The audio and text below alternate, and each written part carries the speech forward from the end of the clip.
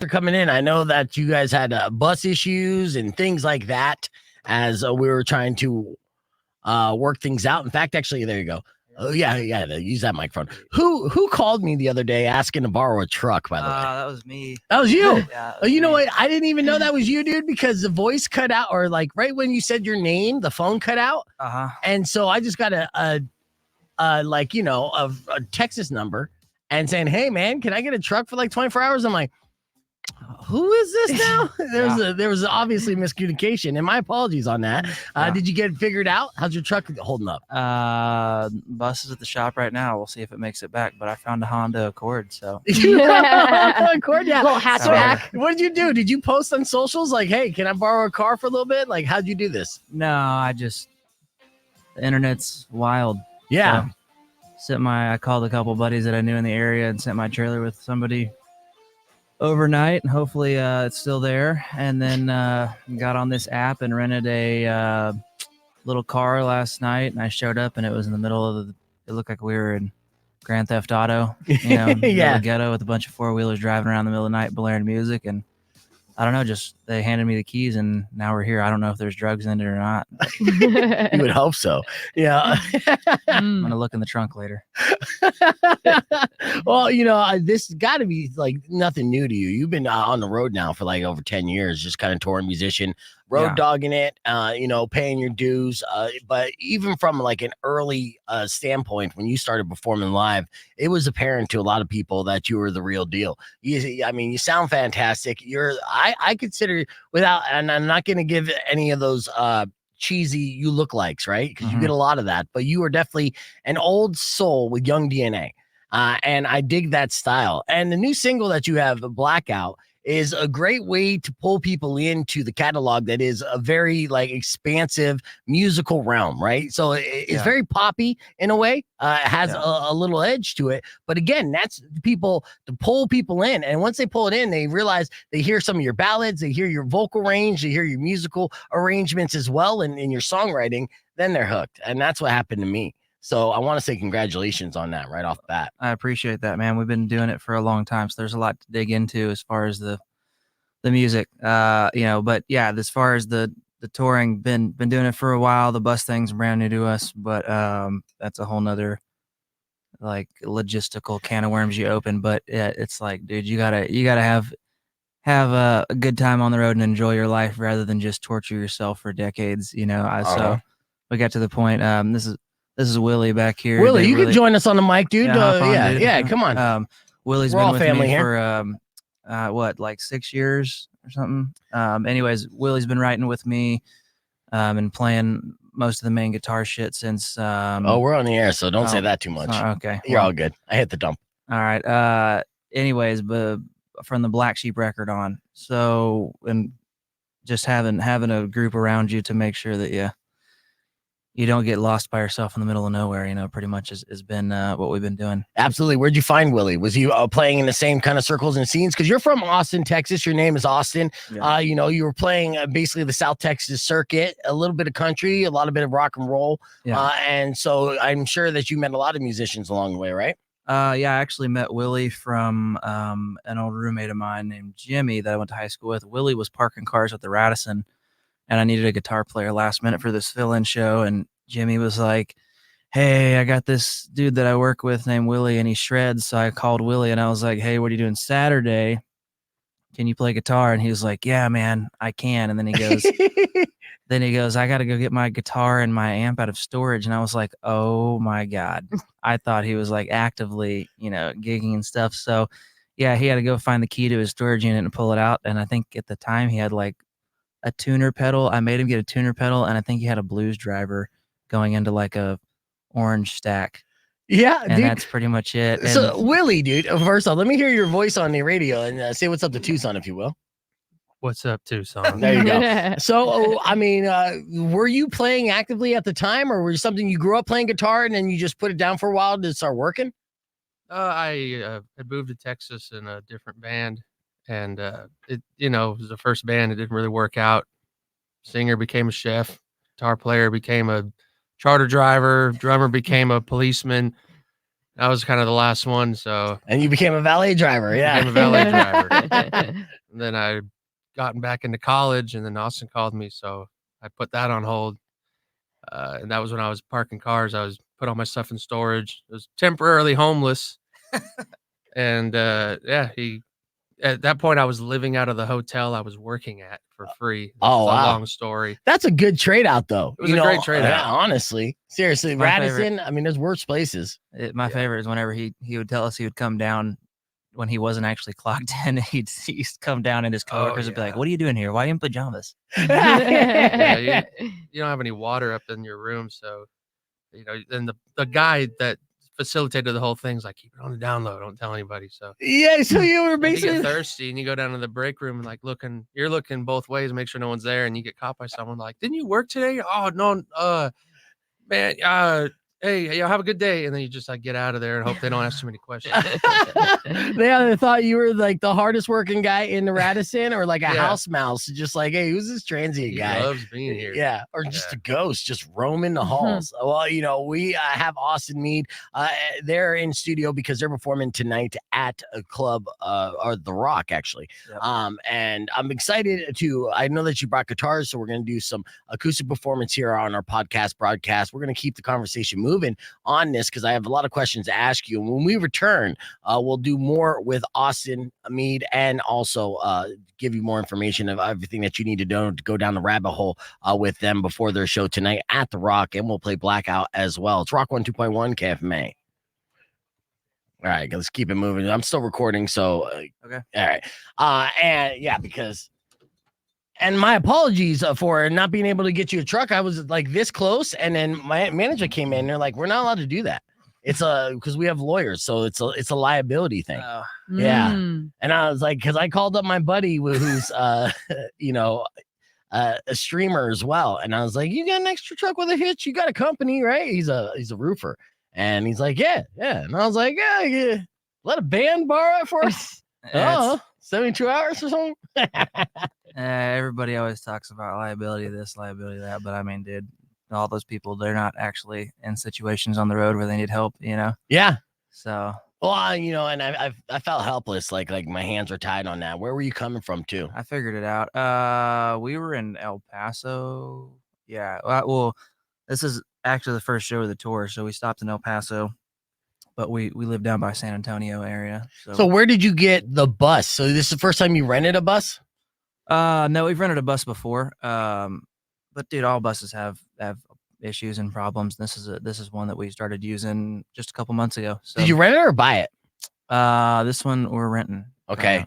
Yeah. And then you had to bring it up to Phoenix just to get some things fixed. And it was the AC out or something? What's the deal? No, just the rear airbag. So the bus raises and lowers, and you, especially whenever you're going through the mountains and stuff, you want to make sure that you got everything taken care of. So it basically, if we sat there too long, it was just the back of it was starting to slouch, and so then all of a sudden you're sleeping with all the blood in your head, and everybody's like, "Well, I got a headache," and everything. So it's not a huge deal, but you got to do preventative maintenance before you get yourself in a bind. And for sure, we're hitting the road for 3 months straight, so I don't want to deal with that while we're on the way to Canada or something like that. I know a guy up here that does good work, so you're going 3 months straight on this tour, and you got this new single. Of course, your last album, The Abstract Art of Unstable Mind, was a killer album, and you actually have like huge tracks on Spotify from that. And Blackout's like the new single, but what was it?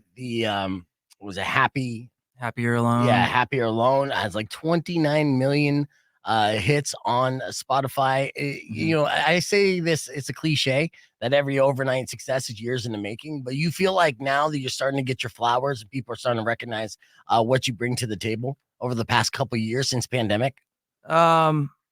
Sometimes, some nights, yeah. Some nights, I mean, we're doing a lot of new places on this tour. So, like at home, we'll sell out a spot, and we'll feel like we're doing a really good job. And then, top of the world, right? Yeah. And then sometimes we'll show up to a new town, and there will be like 50 people or 100 people, and we'll be like, well, I guess no one knows who we are.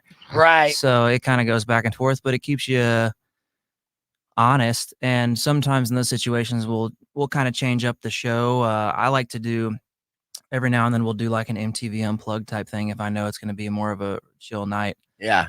Which some of those are some of the most magical shows for the band, and the fans are like, dude, I never expected that. So I kind of keep it changing up on the fly. But then, yeah, I mean, we leave after the show tonight. And we're going to play Aftershock Festival up in Sacramento, and Yeah.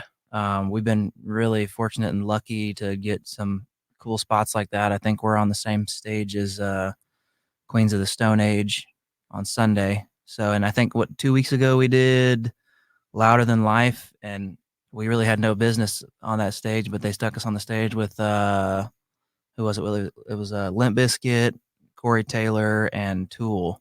Yeah. Wow. Yeah. You would not assume, but listen to the catalog that this would be a fit. But I mean, it is straight up rock and roll that you're doing. It's just not heavy like some of those bands, even though Tool's technically prog rock. Right, for sure. Yeah.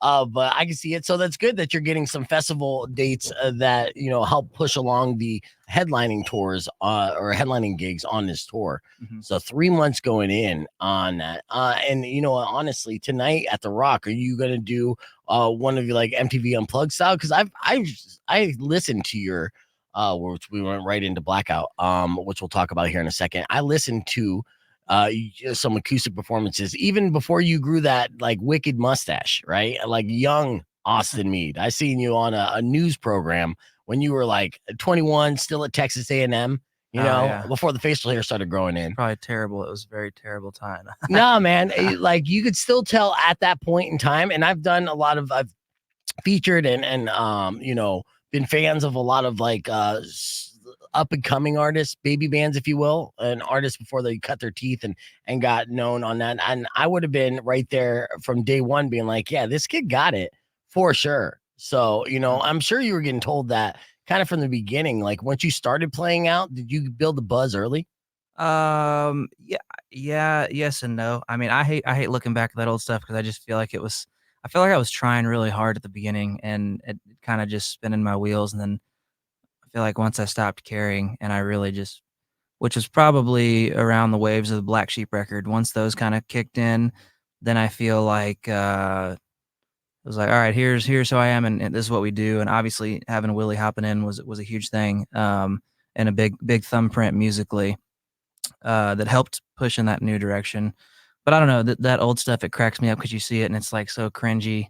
But it's things you have to do. I mean, you have to meet people and come out here and say hello to. I mean, we were talking this morning at breakfast about having to drive overnight after shows to go do like news programs, and they want you there at like 5:30 in the morning. And sometimes you set everything up and it's a bunch of subpar sound gear, and you're like, well, all right, whatever. We're just gonna jam it out, and then you think you're gonna get some kind of show in or performance, and it's like a minute and a half at the very end as the credits are rolling, like, here's Austin Meade. Yeah. And then you're like, oh man, I just got no sleep for this. So I could go in circles about those interviews. But as far as the last couple of years, I mean, I guess I do feel like people are starting to pay attention now a little bit, which is fun. But I think we're so far into, we're so like deep into the wormhole of what we do and like what is our sound that I feel like become a thumbprint and pretty unique. I do really, start with all the songwriting like you had mentioned. So I'm glad that you paid attention and actually knew what was going on with that. But it's always been about like songwriting and then and cool guitars, Yeah. So I've loved rock and roll forever. And we just played Blackout and Rock 1 2.1. That's Austin Meade talking right now. Let's break down some of the lyrics here because I really love, first off, as a radio single. Now, this is not the biggest single so far from Austin. If you go down the rabbit hole of his Spotify, the guy's racking up millions upon millions of views, has a fantastic album that he released in 2022, and you should listen to it from top to bottom. And there's about 18 tracks on that. You got some interludes. It's called Abstract Art of the Unstable Mind. Now, Blackout's going to be off an upcoming album that you're working on. All right. And so with this, I think the timing on this is really good too, because this single, I could see the pop elements and what it's designed to do, and it's super catchy. Part of the reason why it's catchy is some of the lyrics. Like you go straight back to Blackout. I always love, obviously, with my name, I love contradictions in a way, the poetry. So you know how you talk about like your role model Rain Cloud. Yeah. Right. And like talk of your hometown. Yeah. Yeah. And then you go straight back to the Blackout. So like, so the way I interpret it, and correct me if I'm wrong, and please give me the interpretation. Essentially, it's like, to a group of people, they revere you, like you made it. And then in your own mind, you internalize and you're like, oh, I'm, I don't live up to those standards that people are like holding me at. Yeah. It's a pretty close to where I was at whenever it happened. We have a lot of fun on the road. I like to have a whole lot of fun. Yeah, you like to party? Well, yeah. you grew up in South Texas, right? Yeah. South Texas boy for sure. So what was your party, like high school parties like? Because you grew up with a bunch of cowboys, but your dad was kind of like a hair metal dude and kind of had the hippie vibe. So you had those two aspects of it. Yeah, I guess I'm kind of like a redneck raised by a city boy type of a thing. But yeah, we would just go, and I mean, literally the music videos that are popular now and back when I was younger, like the actual pasture parties. I mean, we were doing that. I had an old single cab F-150 step side. It was standard transmission, and we were always working on trucks. And then, that was my favorite class, was always auto tech. I was like, auto tech and golf was my thing. And so nice. We'd be working on trucks, playing golf, playing baseball, and just, once we finally started driving is when you start getting into some trouble because you have a little bit more freedom. Oh yeah. And yeah, I mean, as far as whenever we would party, we would just find out whose parents were either out of town or didn't care, and who had a pool, and or who just had a big pasture with no real rules. So, were you always the guy at the parties where they're like, "Hey, give Austin a guitar. Let's do a song around once everyone's kind of 3 sheets to the wind around the bonfire"? Maybe towards the end of high school a little bit more, but Yeah. man, I started out playing drums, so I was on drum line and did all that kind of thing through junior high and high school, and I didn't really start playing guitar till towards the end of high school. Yeah. And I never liked singing. I was always super nervous about singing. I was like, I have a terrible voice. I don't want to sing. So I would always play guitar, and then I had some other friends who liked to sing, so I would just be the guy playing chords, even though there wasn't really much going on there. And then you're wrong about that. I mean, and that's the thing. You got a very strong voice, which comes out, and then a little bit of that southern drawl, which I think, and I know I hate comparisons, right? But it's hard to not believe that you're kind of in the right place at the right time. And I know that you put in a lot of time and you've been patiently waiting to kind of cross that bridge. But with the popularity of acts such as like Jelly Roll and Hardy, it's just rock and roll with a little bit of country, right? Like it seems like that is the formula and the vibe. And this is something that is not emulated by you. This is just something that who you are. You have all these great like rock roots down to the note. And at the same time, you still had that kind of background that gives you a little more of that cred. So you could swing both ways on that. That's an interesting thought. Yeah, I really do feel like in 2017 or 18 when we were recording the Waves record, my buddy that I mentioned earlier, Jimmy, who introduced me to Willie, Jimmy used to sell t-shirts for us, and now he's doing all kinds of big stuff on his own, which is awesome. But me and Jimmy always felt like we were like either just a little bit ahead of the time that we needed to be as far as the sound, or behind it by like a decade. We didn't know which one it was, but I didn't want to just try to do something else. I was like, I'm just going to try to be me for as long, and just keep going. And right.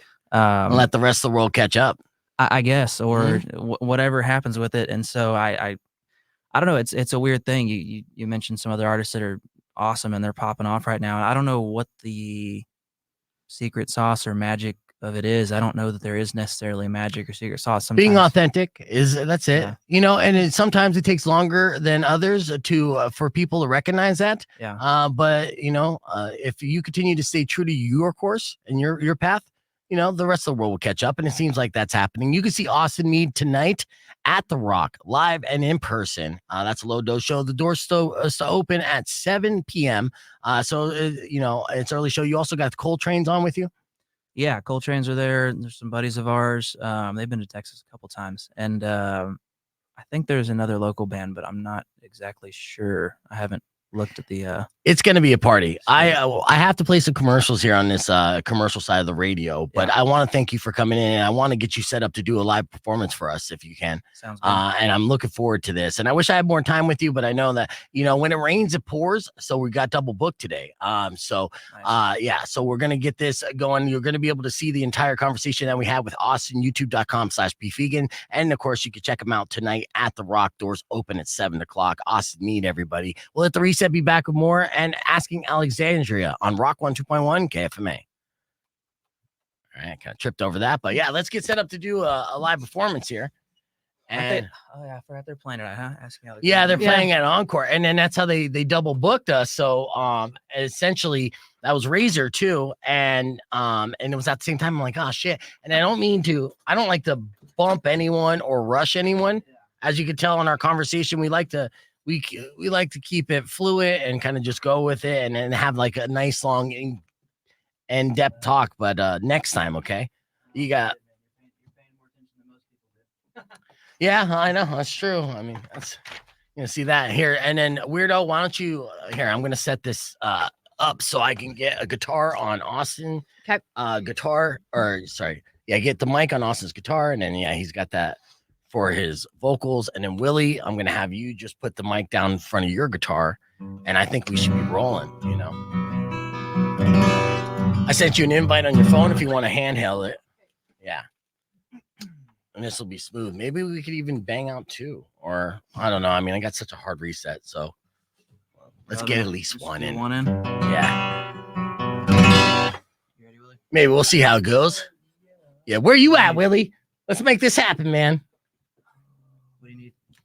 Oh, I dropped the guitar pick and it's black on a black floor. No, I got. Oh, do I have fucking picks laying around here? I do have picks laying around here. It's such a mind screw. Like, where could it have gone? It has to be literally right here. Here's another one. Can you use your regular one? There you go. Which one do you want? He's very particular. Nice. Hey, and I'm gonna be playing this. I think it's part of my show open. All right, let's just do Blackout then. Yeah, I think this song play as my show open. Wake up, bitch! Yes. That's how I want to intro this song if I can. I like, wake up, bitch! It's Austin Meade. Honestly, that's such a good drop. If you have that, acapella. If you have an acapella version of that, send it to me immediately. I will play that shit every single day. And we'll put some RDS to it so you get some extra spins.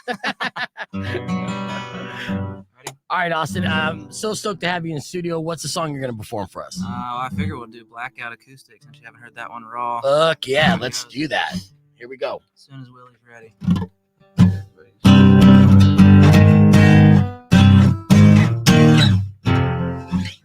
Ready?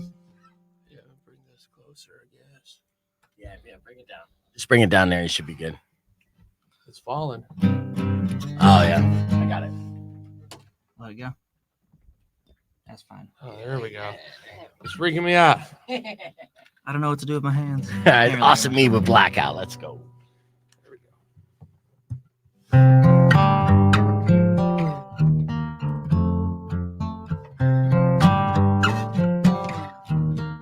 Yeah. I smell the cigarettes. Looks like my phone is dead.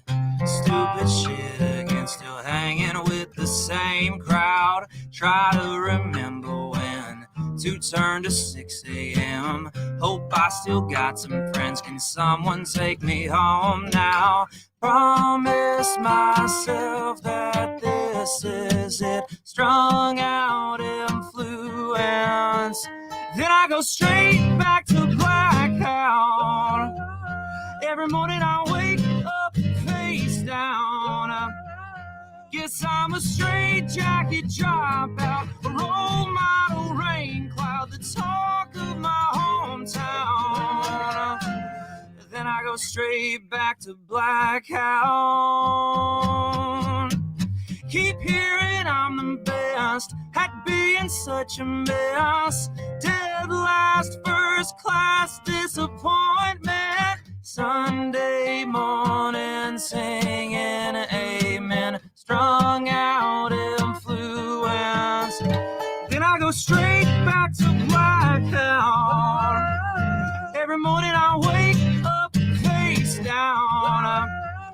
Guess I'm a straight jacket dropout, role model rain cloud, the talk of my hometown.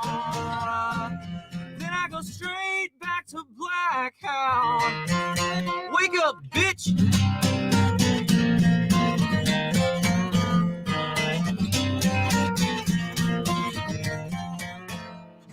Straight back to blackout. The talk of my hometown.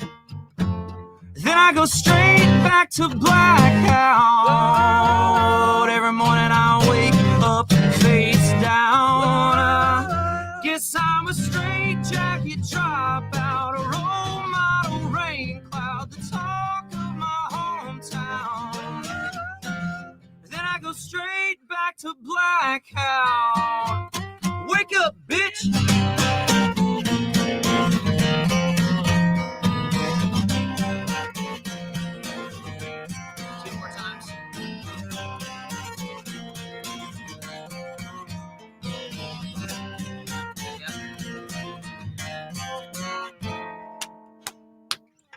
Fuck yes. Yes. Awesome, dude. I wish I had more time with you, Austin. I do appreciate you coming in as early as you did. And hopefully next time you make your way through, we get you even longer. We'll continue to fight for you and be soldiers on your end here in Tucson and continue to spread the gospel. And best of luck to everything you do, man. If you like the whole play on words thing, check out Violation Delight off of that last record. That might be one you find interesting. Oh yes, yeah. No, I did. I was I've been listening to you since you're just recently on my radar, but I had my headphones on yesterday for 3 hours, just going down your catalog and stuff. So I'm bad with song titles, but I did love exactly what you had going on. So next time you roll through,